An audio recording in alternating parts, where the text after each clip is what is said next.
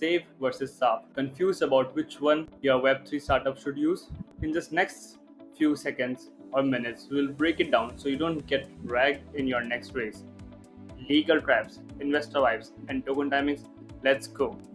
So, before launching a token, most Web3 projects raise funds to build, market, or expand. And to do that, they use either of these two techniques or legal agreements, which are called as SAFE or SAFT. Now, if you see the term SAFE, you might understand that SAFE might be linked with something similar to the recent crypto hack, which was held by the multisig wallet. Then it's really not. So, SAFE is actually an abbreviation, and the full form of SAFE is comes out to be Simple Agreement for Future Equity. And if we try to understand it, we can break it down word by word, which means that it's used when a project raises fund before a token even exists. So basically, you have an idea, you are building an early stage product, and you want to raise money. You can go with a safe because it's gonna give you a simple agreement for future equity, which means that once the project is going to be raised, you are going to hold that amount of equity. And with next step comes the SAFT. For SAFT means simple agreement for future token.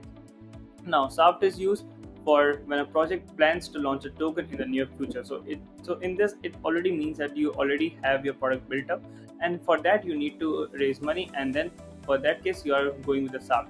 Now, supporters receive tokens later after the product or network goes live, and it has more legal risk if you're used to early or without clear token plans. So the key differences between SAFE and SAFT are first the future equity and the future tokens.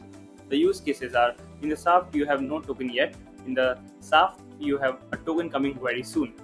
The regulatory risk is that SAFE is much smaller and much lower risk. In the other end, the SAFT possesses a little high risk if the token is not really ready. So the tips for Web3 teams is that use SAFE if the project is still building and no tokens is live. Use SAFT if the project is still clearly planned and defined. Align your fundraising structure with your product stage and roadmap. And for the tips, more tips, what you don't want to do is don't offer tokens without mixing products or or without working on the products. Do not mix up safe and soft. They serve different purposes. You need to make sure that both of these two are different, and don't ignore the legal impact of your fundraising terms. So with this, the right raise structure protects your token. And if you want to strategize your fundraising with token mines, do let us know because we are expert in this,